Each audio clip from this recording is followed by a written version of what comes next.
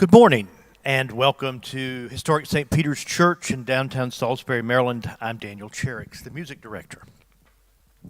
This morning, I want to return to one of the hymns that I played for you yesterday, number 302 in the hymnal 1982, in the section of the hymnal where most of the hymns for the Holy Eucharist, communion, if you will, Holy Communion, are located. And this hymn, we've talked about some really old hymns, really old. But this one is the oldest that we have discussed. This comes from around 110 A.D. From the Greek, from a Greek writing called I believe it's Didache, Didache, or the Teaching of the 12 Apostles. It was a Christian manual from the Church of Antioch, Syria, which scholars date as early as AD 110. This hymn was then, as it is now, a communion hymn, especially probably a post-communion hymn. After communion, a song that they would sing in the tradition of Jesus and the 12 disciples, and after they were finished, they sang a hymn, right? So we've got a Greek hymn here from 110 AD. We're in 2021 AD. The translator of the hymn is Bland Tucker. We've heard about him many, many times in this hymnal as a translator of ancient texts. Ancient hymn texts. You'll remember he was born in Norfolk, Virginia in 1895. From 1925 to 1945, he was the rector of St. John's Church in Washington, D.C., and from 45 until 67, when he retired, he was at John Wesley's parish in Savannah, Georgia, Christ Church. So the tune, we have two tunes in our hymnal, one written by the contemporary composer William Albright, which is really, in its own right, outrageously good.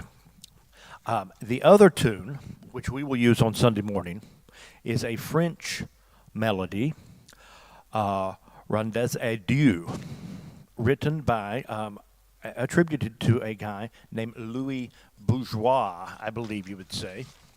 I could be wrong. I probably am. So Louis was born in Paris, France in 1510.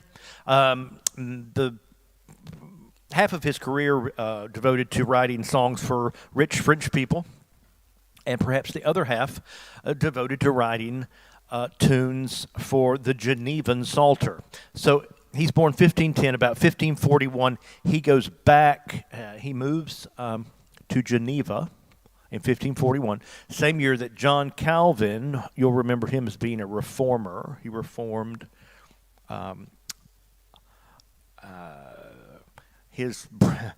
he came up with Presbyterians come from John Calvin. Long story short. Okay. So he moves to Geneva same year as John Calvin, and he serves as cantor at two of John Calvin's churches. John Calvin is famous for coming into the cathedrals and busting out the glass and taking down the statues and this, that, and the other, and really paring down, liturgically paring down things greatly. So Louis actually got in trouble at one point for some of his musical arrangements, but John Calvin made sure he got out of prison. Interesting, I guess, on some level. Anyway, this will be our offertory hymn. This will actually lead us into communion this Sunday. And if you did take a chance to look at the lectionary, you'll know that it's the parable of the mustard seed and the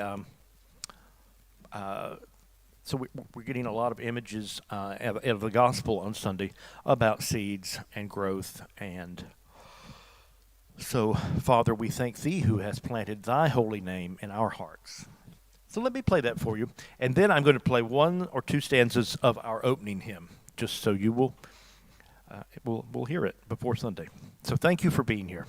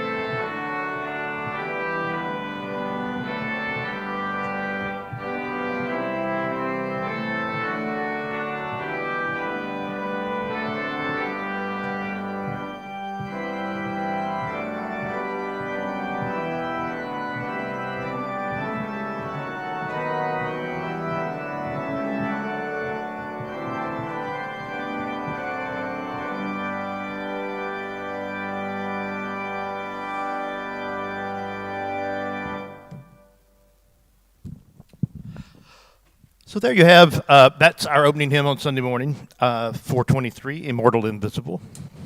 And you get a little bit more insight into our offertory hymn, number 302. And perhaps sometime in the future, the choir will sing 303, because there's ways to use all kinds of instruments with it. All kinds. It makes a very interesting, it's very interesting. Long story short. It's very interesting. It's very good. Join me in a few moments for a service of Eucharist with healing. And then tomorrow, Taylor Harvey will be here, and he will improvise on that hymn that we heard yesterday, Higher Ground, that sounds like this. The melody goes.